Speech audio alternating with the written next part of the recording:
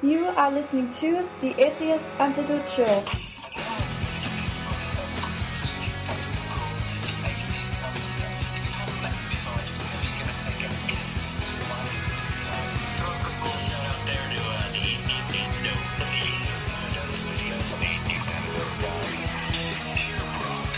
And now, your host, Brock Lolly.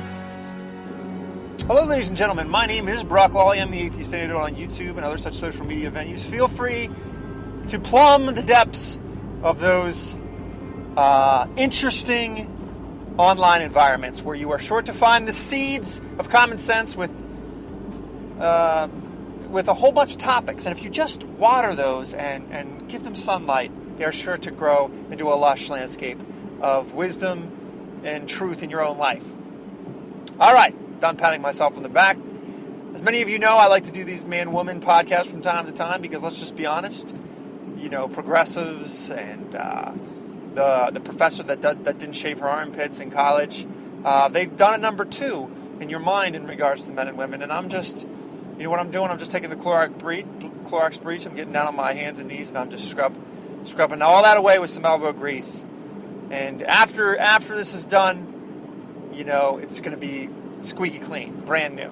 Women, this is going to be to you, but specifically in this particular podcast, I'm talking to wives. I know you're struggling. I know all the crap you've heard isn't working. But I'm going to say something that seems really, really commonsensical at first, but surprisingly enough is not put into practice enough. And it might be a bit controversial if seen through the modern lens, but it isn't.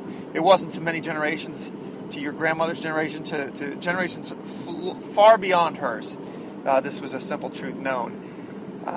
Do not wield your sexuality as a weapon in your marriage. And what that boils down to in brass tacks is sleep with your husband. Sleep with your husband regularly. It doesn't matter whether you feel like sleeping with your husband. It doesn't matter if you're in the mood to sleep with your husband. It should not matter if your husband does the right thing all the time. Sleep with your husband if you want to enjoy a good marriage. Now I know I hear the cacophony of voices coming back at me. You know, Brock, how dare you say that? It's a two-way street. You know, he doesn't give me foot rubs, he doesn't bring me flowers, he doesn't do the dishes, he doesn't take out the trash. He's gained 50 pounds. I get that, and your claims are valid. I agree with you. He should be doing all these things.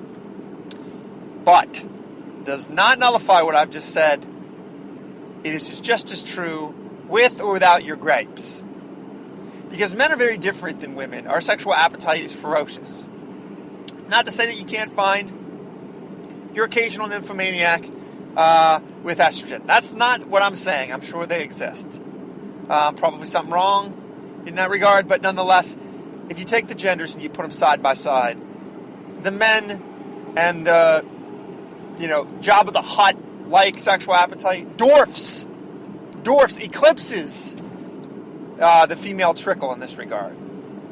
It's very, very, very, very important that you sleep with your husband. That is the number one way that he is sort of aligning your affection towards him. That's sort of the litmus test that he's using, for good or for bad. It's just the way it is. Now, you know what you guys tend to do as wives is you tend to think, well, he's not doing what I'm wanting him to do. We're going to have a little give and take here. That's a terrible idea. You don't even know how vulnerable you're setting yourself up. That's like sending a ferocious lion into a room after not feeding him. Now, maybe that lion wasn't a good lion. Maybe he didn't do the little circus tricks that you wanted him to do, or whatever the case may be. You're still sending a ferocious lion out into the world who's starving to death. That's what you're doing with your husband when you do not sleep with him.